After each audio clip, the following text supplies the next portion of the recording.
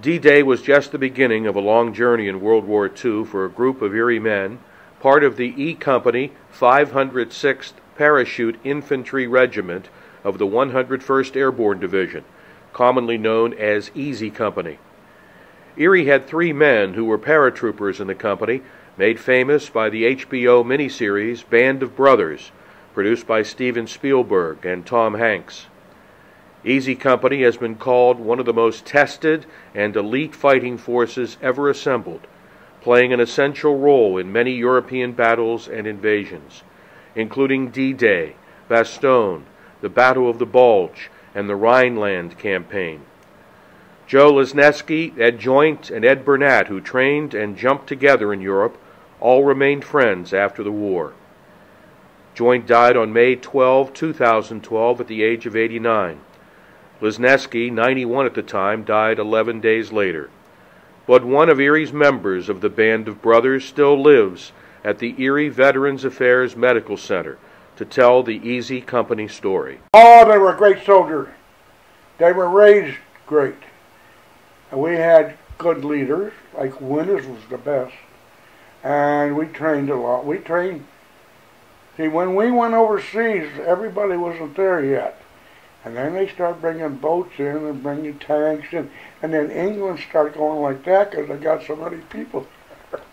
Winters was the best. I met him in the States as a 2nd lieutenant. And he wrestled in college and I wrestled at Erie Academy. I wrestled 4 years there. So we used to wrestle at night. But I couldn't beat him. He was a big, But I got to know him good. Mr. Winters was a gentleman and a great leader. I met Eddie at jump school. You'd say, where are you from? Here. Somebody said Erie. I said, what? And that's how I met Eddie Joint. And he went to East High, and I went to Academy, yeah. And we stayed together. We jumped on the airplanes and everything together. You grow with it at first. I think they did. Some of the guys that became, some of the guys were bad. Ooh. I mean, they bad when they got into combat. They were great. You got to say they were great. But I'll tell you what we had. How crazy they were one time. One of our buddies come in drunk. We had double bunks, a bunk there and a bunk there to sleep with. And he was a Southern boy. And he went to our corporal, which is a Southern boy. He wanted him to get up and sing. And he wasn't doing it. He had a hand grenade. He said, you don't sing, I'm going to throw this hand grenade. We went out windows, we went outdoors and everything. It was a dud. Easy Company first entered the war parachuting in on Utah Beach on D-Day. What was going through your mind? Well, this is going to be a son of a gun. Different language. Just jumping into nothing. You don't see nothing. Oh, we could see the bullets coming up and hitting the air. In fact, the airplane in front of us got shot down. And all the paratroopers got killed. And a new company commander got killed. That's what happens. I didn't know, but that's what happened. They were in front of us and they got shot down. And I had a boy from Erie with me jump, Eddie Joint, and we got together on the ground, and we didn't know where to go. So we went in a little hole, covered ourselves with leaves, and slept. We heard these crowds walking. They had to steal things on their shoes, and they went up ahead, and I didn't know there was some Easy Company paratroopers, and they killed them all. Oh, they gave us a cricket. You ever hear cricket? The popcorn thing, they had crickets. We had a cricket. If somebody was coming, you gave him a cricket. If he didn't have to twice, you killed him. We got up in the morning and walked out the road to find out where we were at, and they just about killed us with a mortar shell. We didn't know they were up there, and they shot a mortar shell.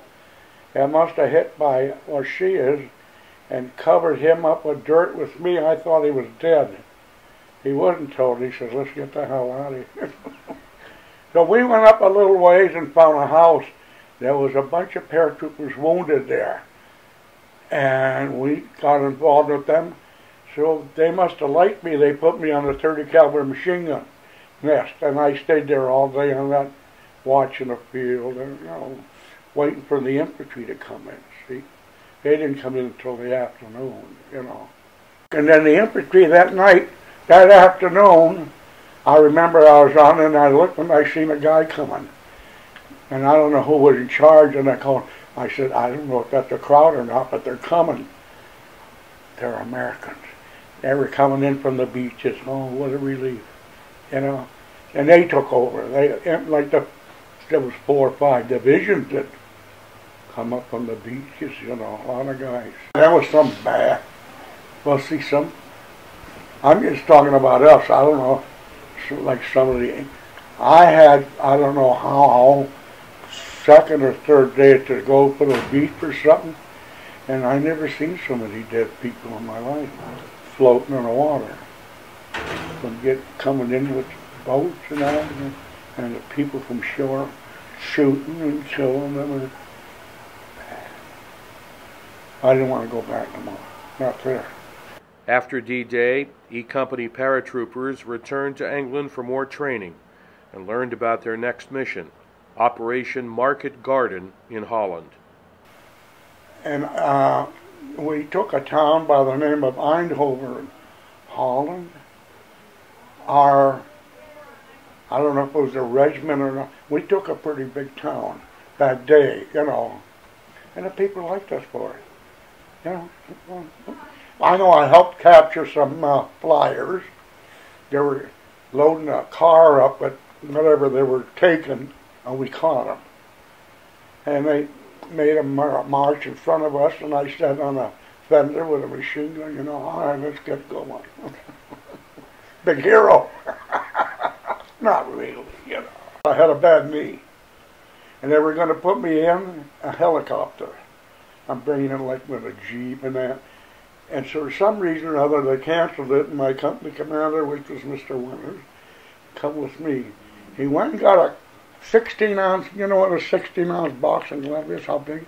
But he took that and cut it and wrapped my knee with that, and I jumped with that and never got hurt.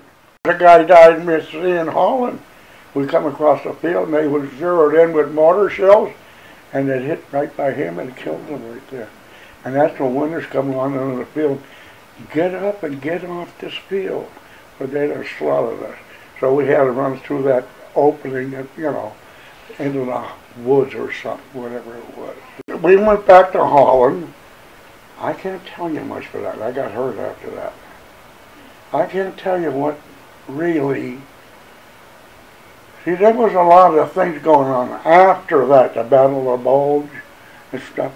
My company was involved in that, you know, and but I was in a hospital then.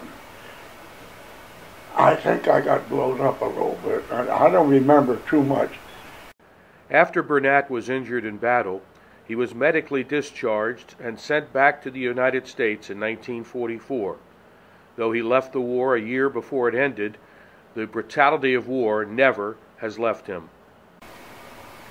I sometimes at night, I hope I don't think about it, because then I won't be able to sleep. And I can't sleep because it's there. It's up here. You know,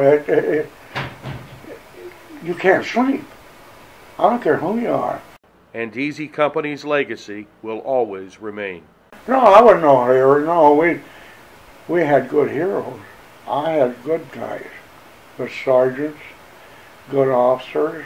We were all right. We were all right. We were good guys.